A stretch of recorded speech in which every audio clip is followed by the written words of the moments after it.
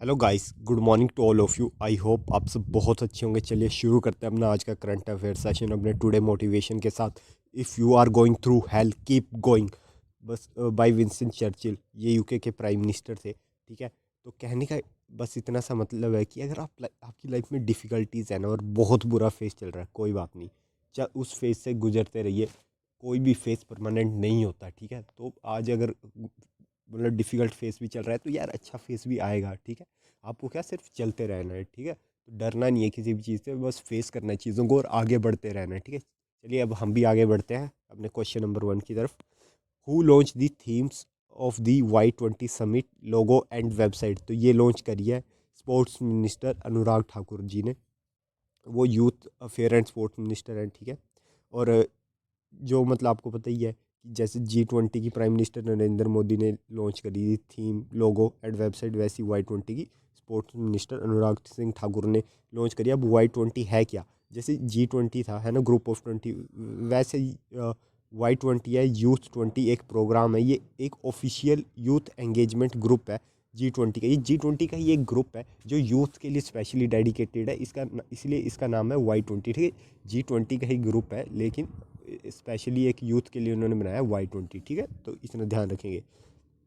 ठीक है, यहाँ पे यूथ को बुलाया जाएगा और उनके विजन्स आइडिया सब डिस्कस किए जाएंगे। ठीक है, और इस इवेंट के ड्यूरिंग जो भी मतलब पैनल डिस्कशन होगा यंग अचीवर में, और उसे फिर सेकंड सेशन में भी लेके जाया जाएगा। तो मतलब ओवरऑल यूथ की एनर्जी को हार्नेस किया जाएगा। ठीक है, और मतलब यूथ की जो पोटेंशियल है उसे यूज़ किया जाएगा। ठीक है, और इंडिया मतलब ये पहली बार ही है जब Y20 समिट होस्ट कर रहा है। ठीक है, G20 भी इंडिया पहली बार होस्ट कर रहा है, और उसी की साइड लाइन में Y20 होती है, तो वो भी पहली बार होस्ट कर रहा है। ठीक है, और इसके अलावा प्राइम मिनिस्टर मोदी अभी second national conference of chief secretaries जो न्यू दिल्ली में हो रही है वो भी चेयर कर रहे हैं। ठीक है, आप ये देख सकते हैं Y20 इंडिया। ठीक है, Indian army deploy its largest contingent of women peace keeper to UN mission in which country? तो इंडियन आर्मी ने हाल ही में अपना लार्जेस्ट कंटीजेंट वुमेन्स का डिप्लॉय करा है UN के पीस कीपिंग मिशन के लिए। तो आपको बताना है कि ये UN का जो पीस कीपिंग मिशन है ये कौन सी कंट्री में डिप्लॉय होगा इंडिया का? तो ये होगा आपका सूडान में। ठीक है, अ, आप ध्यान रखें कि ये सूडान में होगा। ठीक है, Indian army has deploy its largest contingent of women peace keeper in the United nation interim security force for वेई इन सूडान। ठीक है, और ये इंडिया का लार्जेस्ट मतलब single unit women peace keeping है। जब से मतलब इंडिया ने 2007 से डिप्लॉय करना शुरू कर रहा था वुमेन्स को।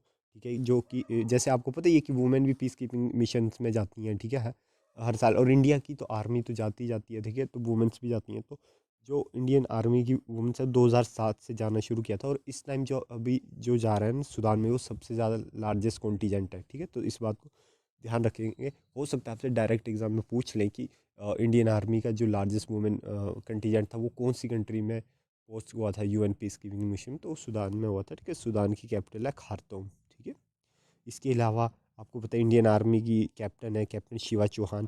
ठीक है, ये मतलब पहली वुमेन बनी है जिन्हें कुमार पोस्ट में, जो कि सियाचिन में है। ठीक है, जो हाईएस्ट बैटल फील्ड है, और आपको पता है कि वहाँ टेम्परेचर माइनस में होता है, वहाँ पे कैप्टन शिवा चौहान जी को पोस्ट किया गया है। ठीक है, ये इंडियन आर्मी की पहली वुमेन बनी है। ठीक है, इसके अलावा क्रोएशिया की बात करें तो क्रोएशिया ने हाल ही में यूरो को एक्सेप्ट किया है।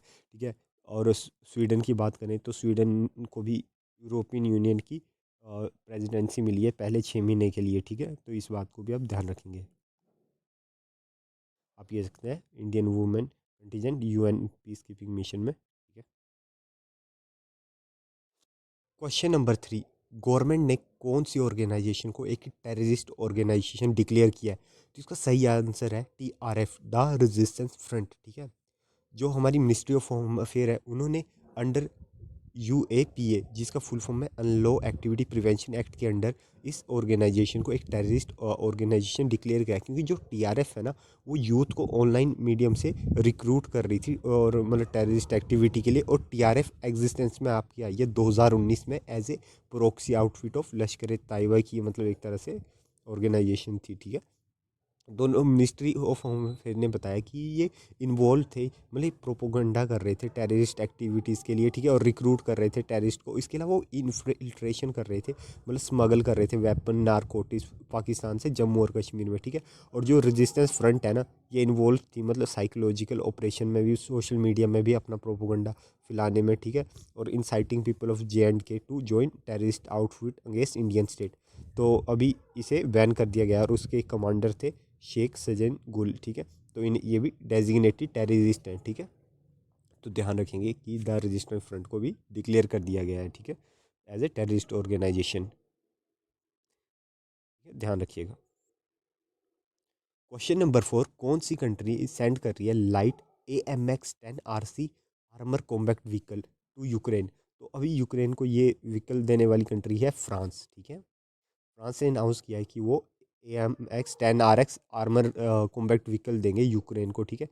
और आपको पता ही है कि मतलब जो ये अनाउंसमेंट था भाई, जो फ्रेंच प्रेसिडेंट है इमैनुअल मैक्रोन, उन्होंने यूक्रेन के प्रेसिडेंट को बुलाया था, ठीक है। और प्रेसिडेंट वहाँ के हैं व्लादिमीर ज़ेलेंस्की। इसके अलावा US ने थोड़े दिन पहले ही अपना पैट्रियोट मिसाइल डिफेंस सिस्टम दिया था यूक्रेन को, ये भी आप ध्यान रखेंगे, ठीक है। आप ये देख सकते हैं फ्रांस मैप में, ठीक है। फ्रांस की कैपिटल हो जाएगी पेरिस, ठीक है। और एक ये यूरोपियन कंट्री है ना। क्वेश्चन नंबर 5, उड़ीसा के CM जो है नवीन पटनायक जी, उन्होंने इनोग्रेट किया state of the art hockey stadium in which place? तो इन्होंने ये इनोग्रेट किया है आपका रोडकेला में, ठीक है। The chief minister, Orissa chief minister inaugurated state of art hockey stadium in Rourkela, ठीक है।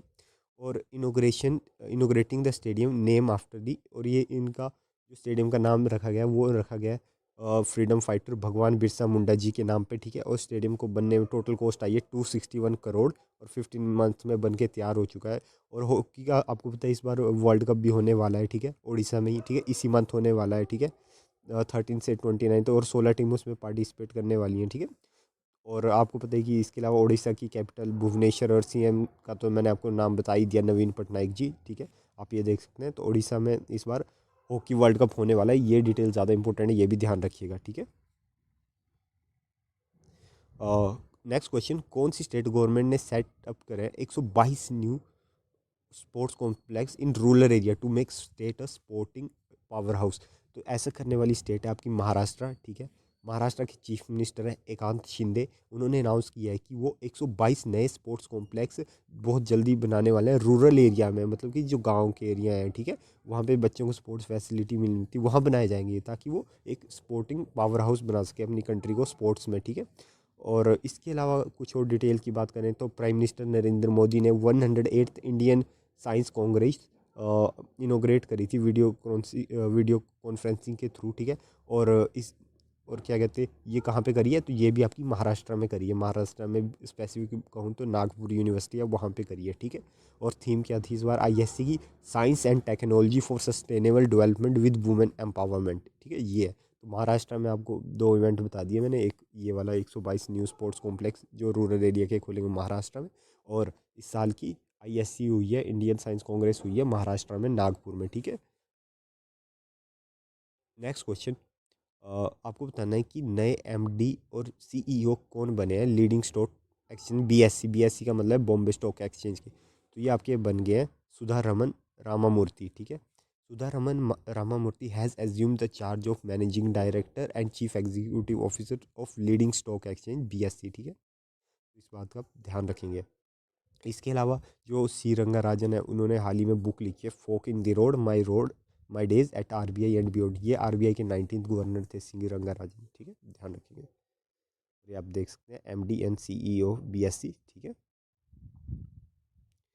नेक्स्ट क्वेश्चन, कौन सी स्टेट ने जीता है world habitat award 2023 for its जागा मिशन? तो ये जीता है आपकी उड़ीसा स्टेट ने, ठीक है। Odisha won the UN Habitat World Habitat Award 2023 for Jaga mission at 5T initiative of the state, ठीक है।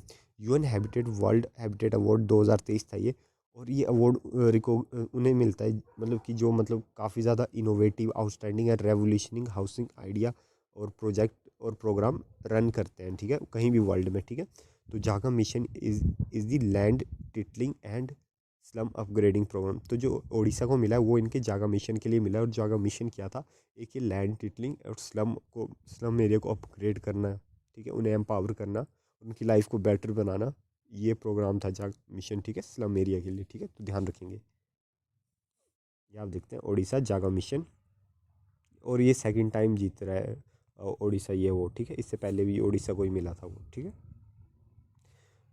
नेक्स्ट क्वेश्चन, आरबीआई ने कौन से बैंक्स को डिक्लेयर किया है डोमेस्टिकली सिस्टमेटिकली इंपॉर्टेंट, जिसे कहते हैं डीएसआई बैंक्स।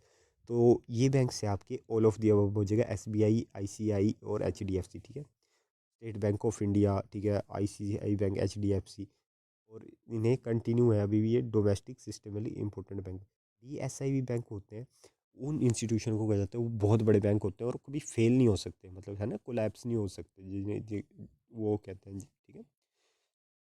तो वो ही चीज़ होती है कि जैसे कहते हैं कोई बहुत बड़ी कंपनी हो तो आपको पता है वो कोलैप्स नहीं करेगी। कोई छोटी कंपनी आपको पता है वो स्टार्ट वगैरह वो बंद हो जाते हैं, बड़ी बड़ी कंपनियां चलती रहती हैं, ठीक है, और वो ज़रूरी भी होती है। तो ये बहुत बड़ी कंपनी है जो डीएसआई भी है, और गवर्नमेंट कभी इन्हें फेल नहीं होने दे सकती। अगर ये फेल हो जाए तो कंट्री में क्राइसिस आ जाए, ठीक है।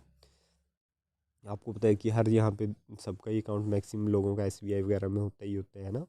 ये सिस्टमेटिकली बैंक है डीएसआई भी, ठीक है, state bank of India, ICI और एचडीएफसी, ठीक है।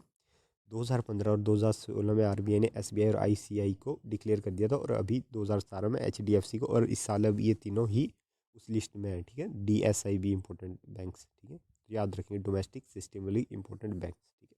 और इस टाइम आरबीआई के गवर्नर कौन है, शक्तिकांत दास जी हैं, ठीक है।